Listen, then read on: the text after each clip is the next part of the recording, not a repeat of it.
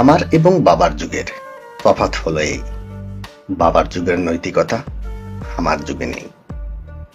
বাবার ঘরে ফকির এলে বসতে দিত পিড়ি, ফকির কাঁদে আমার ঘরের চায় না কেহ ফিরি। বাপ চাচাদের ছিল এক উঠোনে বাঁধা, দুই গায়ে দুই ঘর বেঁধেছি আমি এবং দাদা। বাবার চোখে আসতো পানি, কাঁদলে কুকুর ছানা, মানুষ কাঁদে তাও দেখি না আমি এমন কানা। পথে বাবা গাছ লাগাতো, পাইতো পথিক ছায়া, সেই পথিকার পথের প্রতি নেই আমার কোনো মায়া। বাবার দু চোখ ভরত জলে, কাঁদলে আমার মাথা, সঙ্গী মরে তাও ভেজে না আমার আখির পাতা।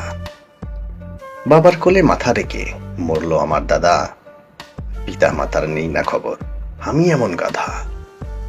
বাপ চাচারা খাইল মিলে যে নলকূপের পানি, সেইটা নিয়ে আমরা ধুয়াই করছি হানাহানি।